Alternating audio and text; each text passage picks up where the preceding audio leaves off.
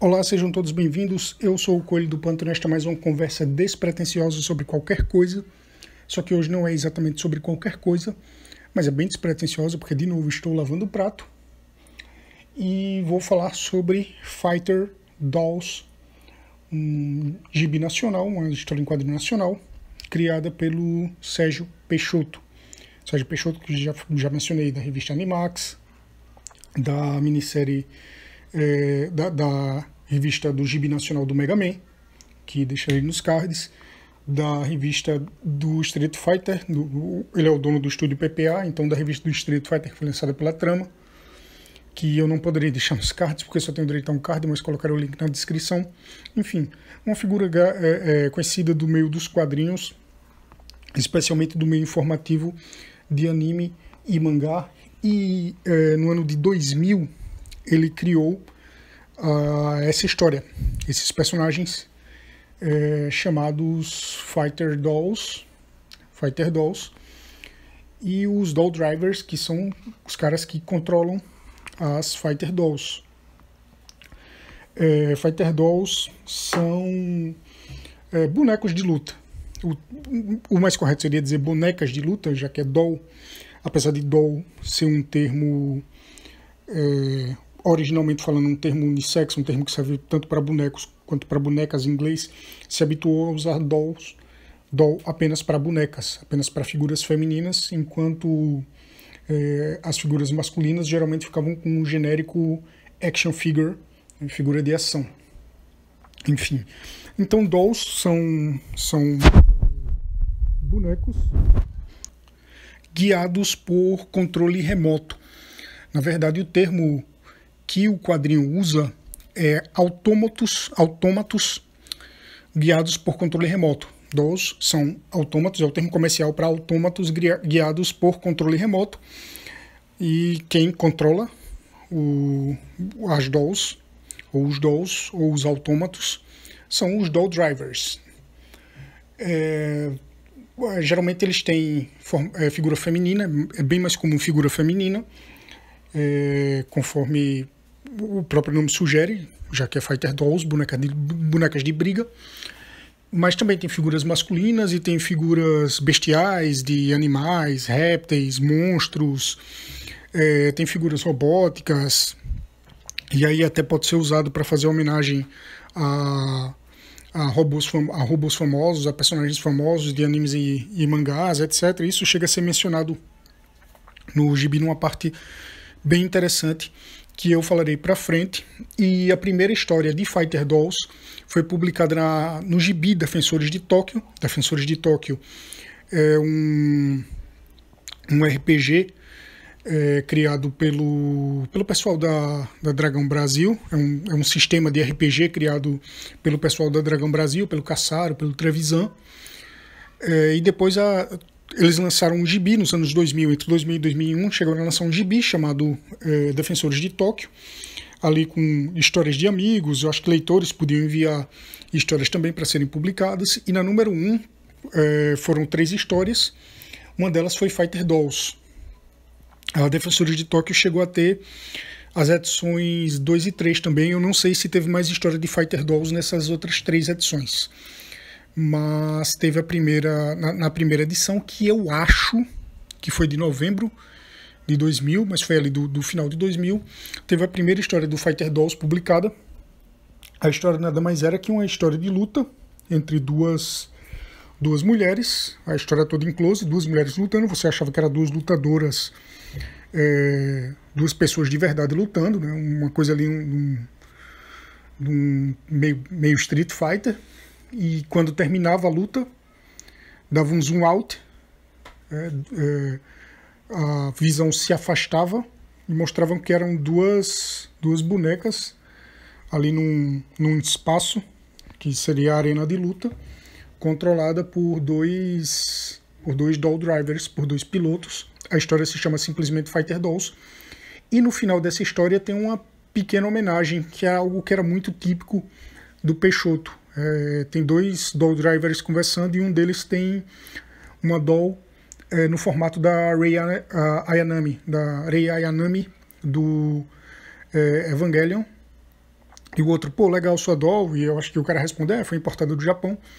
Eu tenho essa edição da Defensores de Tóquio, não sei por onde anda, porque quando ensaquei meus gibis, eu não cataloguei direito, nada disso, então teria que procurar aqui, tava uma bagunça, não sei onde está. Mas eu tenho essa edição, eu não tenho a edição A2 e A3, então não sei se ela se teve mais Fighter Dolls, acredito que não.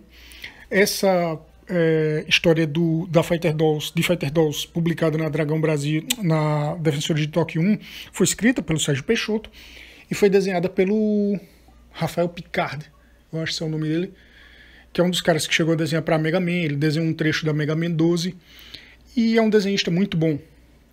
É um desenhista com um traço que era bem comum da época, que é um traço que lembra muito o estilo japonês, o chamado estilo de mangá, mas também tem um pouco do estilo americano dos anos 90, aquele estilo que ficou famoso com a Image Comics. É um cara que é um dos maiores expoentes desse estilo, é o Joe Madureira, o desenhista americano Joe Madureira. E o traço do Rafael Picard vai bem nessa linha e ficou muito bom ali na história do Fighter Dolls número 1, publicada na Defensores de Tóquio número 1. Não é uma história introdutória, não apresenta os conceitos de personagem, nada disso. Mostra só que tinha dois robozinhos, dois autômatos lutando, e depois mostrava que eles estavam sendo controlados remotamente por duas pessoas. Mais ou menos 2 anos depois, em 2002, Fighter Dolls ganhou uma revista própria, um gibi próprio, pela editora Camargo e Moraes, se não me falha o nome, se não me falha a memória, esse é o nome. A Camargo e Moraes estava lançando 3 gibis, Fighter Dolls, Valiant Hook, é esse o nome, acho que sim, Valiant Hook, que era uma história de piratas. Acredito eu que estava indo ali bem pegando uma mania que talvez o One Piece estivesse lançando, uma mania de pirata. No fim das contas não aconteceu. O One Piece é um grande sucesso até hoje, é um dos maiores mangás de todos os tempos, mas não chegou a lançar uma mania do gênero. E só para constar, a história de Valiant Hook era bem distinta da história de One Piece, né? Mas eu acredito que o tema pirataria ele veio nessa onda. O tema pirataria também ficou popular com Piratas do Caribe, que veio mais ou menos nessa época também, mas depois, mas não chegou a virar uma mania do gênero, na cultura pop em geral. E também lançou Sad Heaven, que era a que tinha uma premissa mais original, aparentemente, que era uma mistura de western com fantasia medieval. E das 3, para mim a melhor é a Fighter Dolls, que é a que estou falando neste episódio. Na sequência vem Valiant Hook e por último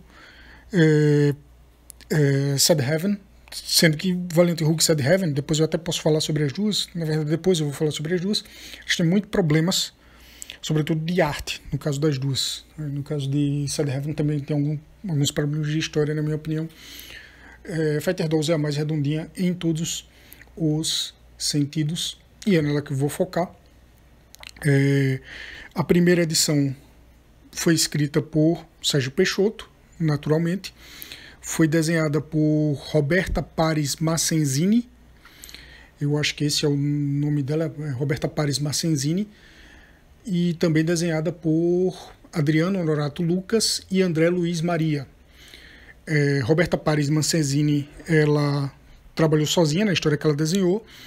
O Adriano, Roberto Lucas e o André Luiz Maria, eles trabalharam como uma dupla. E o Adriano e o André, que na história, na revista, eles assinaram apenas como Adriano e André, eles também foram responsáveis pelas cores de toda a edição, inclusive da história desenhada pela Roberta Pares Massenzini, e foram responsáveis pela capa da edição número 1. E na edição número 1 tem um trabalho muito bom de introdução do universo Fighter Dolls. A primeira história mostra o protagonista, Alex, o nome dele simplesmente Alex. Eu tenho muitas dificuldades com o protagonista que não tem sobrenome. Quando tem só sobrenome eu acho mais legal que ter só o prenome. E aí no caso o nome dele é Alex. E a primeira história mostra ele chegando numa loja para comprar uma doll chamada Cassandra, o modelo que ele escolhe. Eu acho esse tipo de começo de história bem legal. Ali em uma ou duas páginas você resolve a introdução. Começando ali do zero, do ponto em que a história começa, ou seja, do ponto em que o moleque comprou o autômato de luta dele, a doll Cassandra. Esse comecinho, ele é bem parecido com o começo de Medabots. Só que até onde me consta, Medabots ainda não era muito bem conhecido aqui no Brasil nessa época, e eu não acho que tenha comparação entre Fighter Dolls e Medabots. Eu já chego nas comparações, porque teve uma comparação na época e tem uma comparação que eu faço até hoje. Então, enfim, introduz o personagem.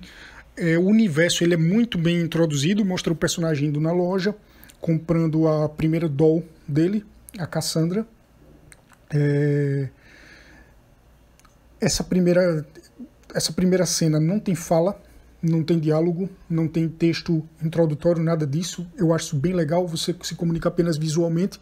Você mostra o personagem entrando na loja, falando com o vendedor, apontando para a doll que ele quer, compra a doll, vai para casa, e é aí que entram textos que não são muito introdutórios. Assim, você já vai, o texto já segue a história ali naquele exato ponto. O cara não explica o que ele fez, nada disso. Isso é legal porque mostra confiança na comunicação visual. Visualmente você estava comunicando muito bem, você não precisa ficar legendando o que as imagens estão mostrando. E aí na sequência também a história conta muito bem como funciona a doll, mostra o moleque tirando da caixa, conectando ao computador para carregar, e depois mostra ele entrando num chat da Fighter Dolls, dá a impressão de ser um chat oficial. Chat era um meio de comunicação muito comum ali na época, a gente está falando de anos 2000, começo dos anos 2000, 2002, a gente ainda estava na web 1.0, então chats, que aqui no Brasil eram as famosas salas de bate-papo, era a forma mais comum de contato entre pessoas na internet. As mídias sociais ainda não eram tão populares. Eu acho que teria sido mais legal se ele tivesse usado um fórum. Fórum já eram ferramentas bem populares na época. Mas não, ele colocou o chat, tem mais a ver com o Brasil.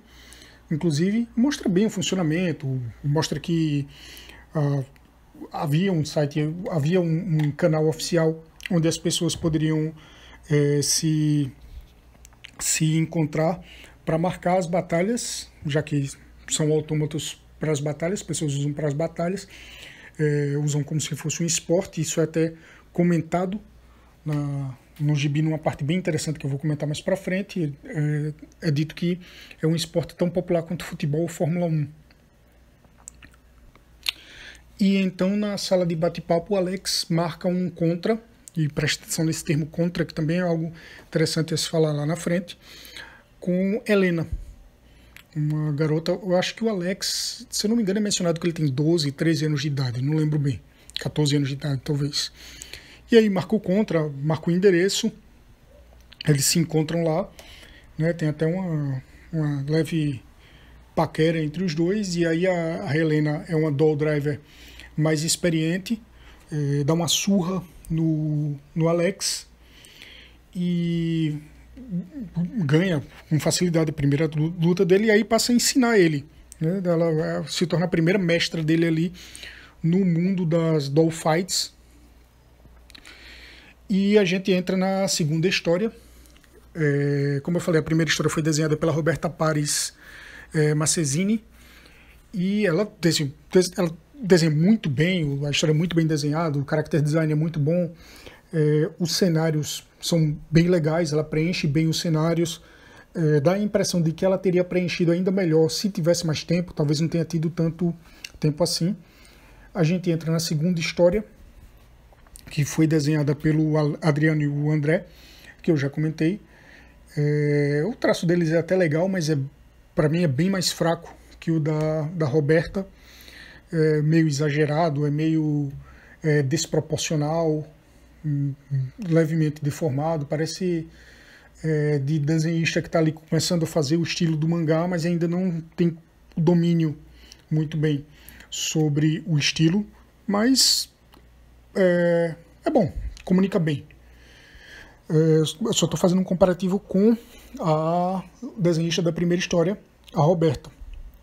O traço deles na capa, e eu digo deles porque eu não sei qual dos dois desenhou no final das contas, já que eles trabalharam como dupla, o traço deles na capa está melhor do que na história. Nessa segunda história, o Alex conhece um outro personagem, que é o Vicente, que a Helena já conhecia, e aí Alex e Vicente se tornam amigos, ou seja, mais um ali entra para a turma, para o núcleo da história, e chega o rival, aparece o rival, que é um riquinho chamado Tawata. Primeiro o Tawata luta com Helena, e depois ele luta com o Alex, entre as dolls. Ele tem uma doll importada chamada Haimiko, que a história diz que significa imperadora do fogo em japonês. E aí vai ter uma luta entre a Haimiko e a Cassandra. É explicado no começo da história que Cassandra é um bom modelo para principiantes, para iniciantes. Então fica subentendido que para enfrentar um cara experiente, como fica sugerido que o Tawata a Cassandra não seria suficiente, ainda mais para uma doll importada. Se eu não me engano, a doll foi feita sobre encomenda, a Haimiko lá do Tawata foi feita sobre encomenda. E aí o Vicente, que aparenta ser um cara muito ligado em tecnologia, parece ser um cara bem entendido de tecnologia, ele pega um disquete. É bem legal esse disquete, ele pega o disquete e bota no laptop dele. Eu acredito que todo mundo sabe o que é disquete, até o pessoal que nasceu já na era pós-disquete, mas o termo ainda é famoso. Quem não sabe é só dar uma googlada, é disquete. Ele pega um disquete de 3,5 polegadas, que é o formato mais comum, coloca o disquete do Alex, com os dados de programação da doll do Alex, ou seja, esses disquetes têm uma capacidade muito pequena, então a programação das dolls era muito simples.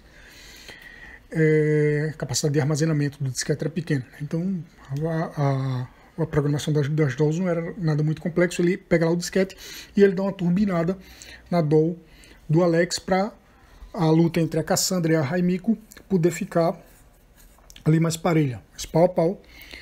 E tem essa luta na primeira edição. É assim que termina a primeira edição, que é uma edição que fez um ótimo trabalho de apresentação de personagens, de introdução do universo, de apresentação dos autômatos, dos brinquedos, dos mecanismos de luta, das ferramentas, vamos dizer assim, de apresentação das ferramentas, e aí considerar as dolls apenas ferramentas, porque diferentemente de Pokémon, diferentemente de Medabots, em que os protagonistas das lutas, né, os Pokémon, no caso de Pokémon, os robôs, do caso de Medabots, eles têm personalidade, as dolls não têm personalidades, são meramente autômatos controlados remotamente. Então está tudo muito bem introduzido ali, quem pega a edição consegue entender. E o que acontece? Na época, eu tenho a impressão, porque é o único leitor da revista que eu conheci na cidade onde eu morava era eu tenho a impressão que o Peixoto ele foi muito criticado e acusado de copiar ou plagiar Angelic Layer, do grupo Clamp. Na edição 2, ele publicou uma carta de um leitora, não lembro, que acusava de plágio de Angelic Layer. Isso ficou muito parecido com Angelic Layer, vou continuar comprando porque é baratinho, já chego na questão do preço, mas se o plágio ficar muito descarado, eu vou parar de comprar. E o Peixoto respondeu, as cartas estavam sendo respondidas na figura da Cassandra, a doll do Alex, apesar das dolls não terem personalidade, como eu falei na sessão de cartas tinha. E aí a defesa foi, mas se for assim, todo o desenho de robô gigante é plágio de Mazinger Z, que é o primeiro desenho de robô gigante da história, toda história de capa e espada é plágio de A Princesa e o Cavaleiro.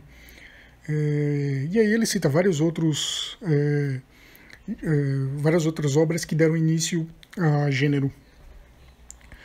E ele ainda diz que não conhecia Angelic Layer quando lançou Fighter Dolls, quando criou Fighter Dolls em 2000, para a história que eu comentei da Defensores de Tóquio.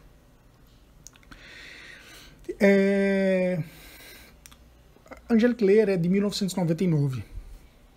Peixoto era um cara que conhecia muito de anime e mangá.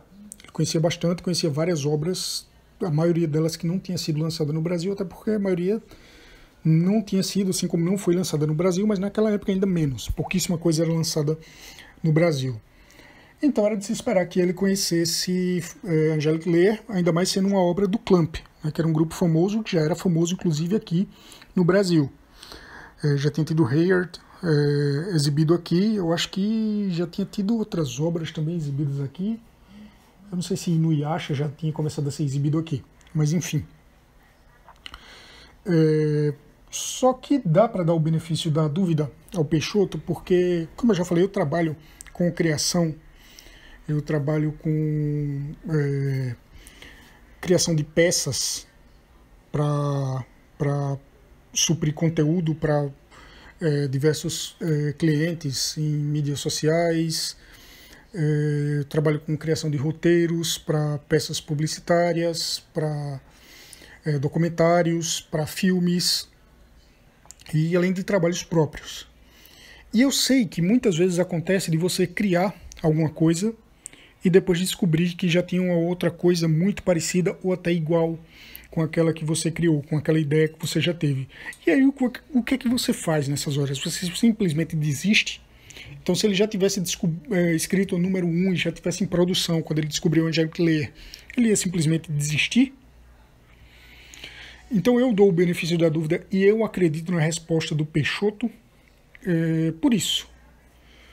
Porque isso é muito passível de acontecer, embora Fighter Dolls, em conceito, seja muito parecido com Angelic Layer.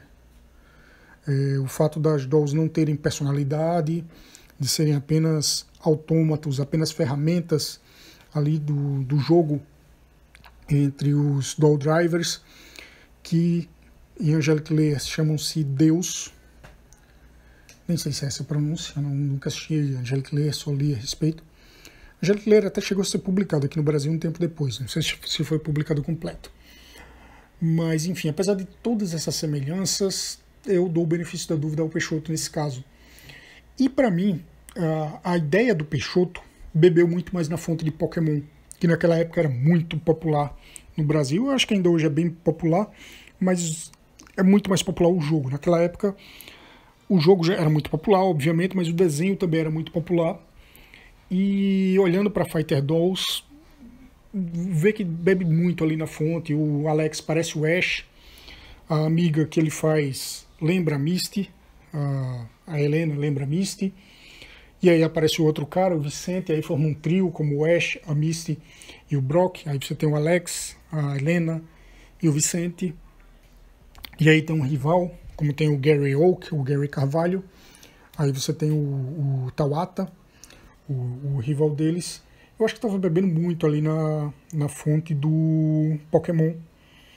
E isso não é uma crítica. Eu acho bacana quando criadores pegam um trabalho de fora e fazem algo similar aqui dentro com diferenças. Você pega o conceito básico e você faz a sua história, e como eu estou dizendo, eu digo isso porque o cara pegou o Pokémon e fez uma história que segue ali mais ou menos o mesmo princípio, de garotos entrando no jogo de batalhas, utilizando, em que eles não brigam, eles botam alguém para brigar, no caso bonecos, que é algo muito melhor que você botar animais para brigar, né? Desconsiderando que Angelic Layer já existia. Estou fazendo apenas a comparação com o Pokémon. Então acho que ele fez estava fazendo um bom trabalho. As semelhanças eu não acho que sejam problemas, e eu acho que para mim a prova convincente de que o Peixoto ele estava com a consciência tranquila é que ele publicou essa carta. Ele podia simplesmente ignorar. Fighter Dolls tinha um site oficial que deve ter ficado muito pouco tempo no ar, porque quando você vai no Web Archive ela não está disponível. Esse site não está disponível, não foi arquivado. Tem um e-mail oficial do Terra, e quando você escrevia, respondiam. Eu cheguei a escrever. E, enfim, a gente tem a edição número 2, desenhada pelas mesmas pessoas, a Roberta Marchesini, a Roberta Paris Marchesini, desenhou a primeira história e dessa vez desenhou a capa, e o Adriano e o André desenharam a segunda história. A primeira história mostra o Tawata lá, reflexivo, depois da luta da primeira edição, e a segunda história mostra a introdução de uma outra personagem chamada Maria. A Helena fica com ciúmes da Maria, porque o Alex parece ter admirado muito a Maria, e antes da luta, a Maria fez uma oração. Inclusive o título da história é A Guerreira Santa. Eu achei isso bem bobo, achei isso meio piegas, mas enfim, funcionou. E você tinha mais um personagem surgindo, entrando para a turma. E o mais legal dessa edição 2 é que no final tem um glossário ao mundo das dolls. E é aí que eu disse, lembra dessa palavra aqui, contra? Lá no glossário, Peixoto explica que contra é o termo que os lutadores usavam para enfrentar uns aos outros. Aí tinha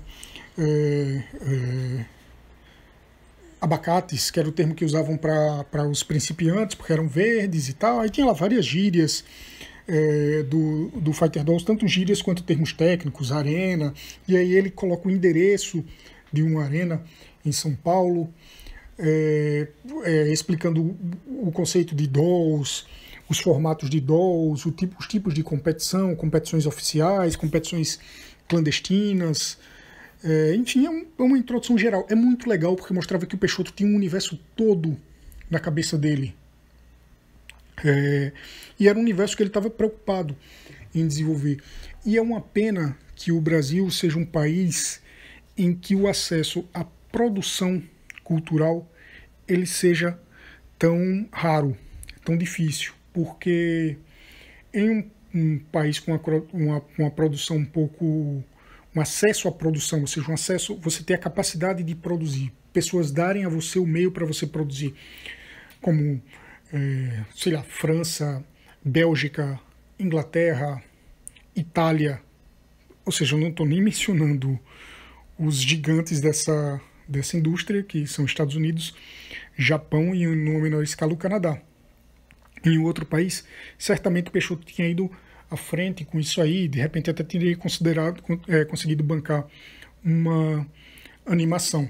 Afinal de contas, a gente teve aqui o sucesso de Holy Avenger, né, com quase 50 edições, e que o Cassaro tinha a ideia de transformar em animação e até hoje não conseguiu, embora até recentemente eu tenha ouvido ele falar a respeito. Não deu. Talvez Holy Avenger, talvez Fighter Dolls pudesse ter o mesmo destino, o mesmo sucesso do Holy Avenger, porque tinha todo um universo ali na cabeça do criador. Isso é muito legal de você ver uma pessoa trabalhar. Então, Fighter Dolls ele tinha tudo para ser um dos grandes quadrinhos nacionais comerciais, serializados, porque eu acredito que essa fosse a ideia do Peixoto, mesmo com todos os problemas. E aí vou falar rapidinho desses problemas, porque eu já disse, né, que bebeu muito da fonte de Pokémon. Teve gente que comparando a Angelic Layer, e eu disse que apesar de beber nessa fonte, era uma história que tinha sua originalidade, mas ela tem muitos problemas. Ela trabalhava muito em cima de clichês. A forma como os personagens são introduzidos, se conhecem, se enfrentam. O destino de cada um dos personagens é muito clichê. E agora eu vou dar um pequeno spoiler aqui da edição número 1. Você começa a ser introduzido a um mundo sem um principiante e com uma ferramenta mais fraca, você enfrentar um rival muito mais forte, com muito mais recursos que você, e vencer ali no princípio da história, para depois, um pouco mais para frente, você ser surpreendido pelo mundo real e aí tomar suas derrotas. Isso é muito clichê. Isso é muito óbvio, muito de se esperar. Você está assistindo, sei lá, um desenho tipo Pokémon, um desenho de luta, um desenho de artes marciais, que aí um principiante lá, depois de tomar uma surra nas primeiras lutas, vai enfrentar um cara muito forte, um super-herói iniciante. Você espera essa pequena reviravolta ali no começo. Desenho de esportes, mangá de esporte, isso é muito comum. E como eu disse, Fighter Dolls é trabalhado como um gibi de esportes. O Doll Fighting é considerado um esporte. O próprio gibi menciona isso lá na parte do glossário, na parte de terminologia. O Peixoto explica isso aí. Então isso é um problema, mas não é tão problema assim, porque se uma coisa é clichê, é porque uma coisa é óbvia. Se essa coisa é óbvia, é porque ela foi muito utilizada. Se ela é muito utilizada, é porque ela funciona. É porque é bom. Só que em algum momento cansa, mas é bom, funciona. E em Fighter Dolls funcionou. A história é divertida de se ler. Tanto a número 1 quanto a número 2. Eu tenho essas duas revistas, eu considero dois pequenos tesouros da minha humilde coleção, mas encontra-se para download fácil. E aí eu posso dizer download, porque eu acho que essas revistas estão fora de linha há mais de 20 anos. A Camargo e... mais de 20 anos não, ainda não faz 20 anos, são quase 20 anos. A Camargo e Moraes, a editora, eu acho que nem existe mais. E encontra-se fácil para download e leitura. É uma leitura divertida e é isso que importa de um quadrinho, pelo menos para mim. Ser uma leitura boa, divertida, um bom passatempo, você lê aquele gibi. Então Fighter Dolls tinha tudo para ser um sucesso. Ainda mais pelo preço. Eu disse, né? Um pouco para trás eu disse, vou falar do preço mais para frente. Chegou a hora de falar no preço. As revistas custavam R$1. Eram revistas em formatinho, tanto Fighter Dolls quanto as outras que eu falei, Valiant Hulk e Sad Heaven. Custavam apenas R$1. Era um momento que o Brasil estava saindo de uma crise, mas R$1 era um dinheiro que a gente tinha na carteira, sobretudo moedinha de R$1 era muito popular. 2 moedas de 50 centavos, 4 moedas de 25 centavos, tinha propaganda do governo dizendo para você valorizar as moedas. Tinha até uma propaganda que era muito legal, que a moeda saía rolando na rua, ela ia cair numa galeria de esgoto e aí um moleque com skate pega a moeda, dá uma sopradinha nela e vai sair para comprar alguma coisa. Então era muito acessível. Fighter Dolls tinha um problema que Holy Avenger não teve no começo, mas teve no final, que era o lançamento dos mangás originais aqui no Brasil. Estava começando em 2002, estava começando a sair mangá no Brasil. Começou em 1999, em 2002 esse processo ainda estava em andamento. E era uma concorrência forte, né? Porque é aquela história, se você tem acesso ao original, porque você vai preferir o genérico. Mas mesmo assim, era uma história que tinha tudo para ir em frente. Eu acredito que não foi em frente por problemas da editora, não foi nem por vendagem. Eu não lembro se a editora simplesmente cancelou ou se a editora fechou as portas, a Camargo e Moraes. Eu acho que simplesmente cancelou. Eu acho que lançou o número 1 e o número 2, porque foram as edições que já estavam produzidas. Eles lançaram como teste, esperou para ver qual seria a vendagem. Talvez a vendagem tivesse que ser muito boa e não foi, e eles disseram não dá. Então talvez numa editora que fosse um pouco mais paciente, tivesse um pouco mais de recurso, Fighter Dolls teria ido em frente. É uma pena, ficou só na número 1. E na número 2 eu não lembro se o Peixoto falou da Fighter Dolls no blog dele, no animaxmagazine.com.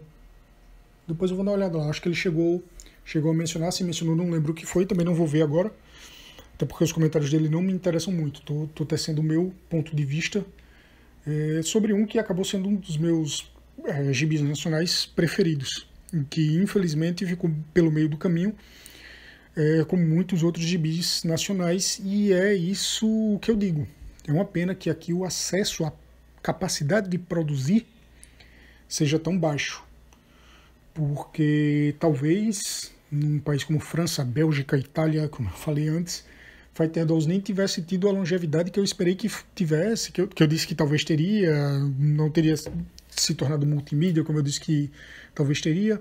Talvez nada disso acontecesse no fim das contas, mas sem dúvida duraria um pouco mais, teria algumas edições a mais, não ficaria só na número 1 e na número 2, ainda mais com um trabalho tão bom de introdução de um universo em poucas páginas.